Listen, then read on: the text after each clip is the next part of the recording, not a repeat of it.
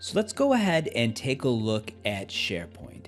So we are going to start on the intranet page, and that's where any SharePoints that you have access to can be found.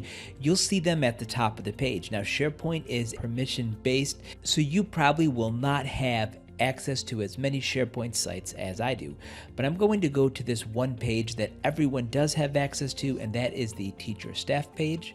On any SharePoint site, you should see this. This is a document library, and this is an area where you can share files and have that central location for many people to access your content. So let's get started and upload files. Now, the first thing that I want to do just for organization is to create a new folder. I'm going to hit this plus button and choose new folder, and I'm going to call this folder lesson plans. My folder is created. I'm just going to open that folder. Now let me scroll down a bit and go to the document library at the bottom. I'm now inside that lesson plan folder. I'm going to select upload. And then from here, I'm just going to choose any files that I want to share. So I have several different options here. Let me just take all of these files. It looks like I have about 10 or so. I'm going to select open. I know it's going in the lesson plans folder. I'm going to select OK.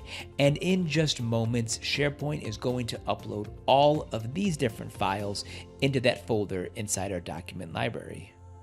So now let's take a look and see what SharePoint will look like to your colleagues. So when someone opens that lesson plan folder inside the document library, they can look at this file, right click on the file, choose either open in Word or open in Word Online.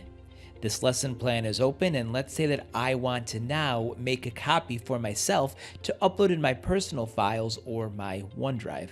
So I'm going to go back to SharePoint. I'm going to right click on the file that I want, and I'm going to choose download. That file is now downloaded onto my computer's hard drive inside the downloads folder, where I can then upload that into OneDrive. Now, another interesting feature on here is that you can share files inside your document library that your colleagues may need to collaborate on.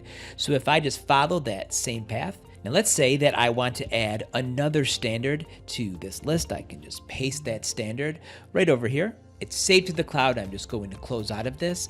Now when I go back into my SharePoint, I can find the name of that file, which is right over here.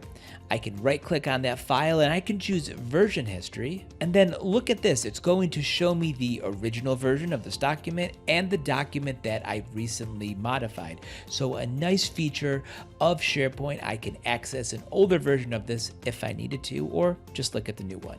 There's a lot more that I could share about SharePoint, but I just wanted to give you an introduction to start using SharePoint as a way to share files to a large group of people, including those in your department or grade level.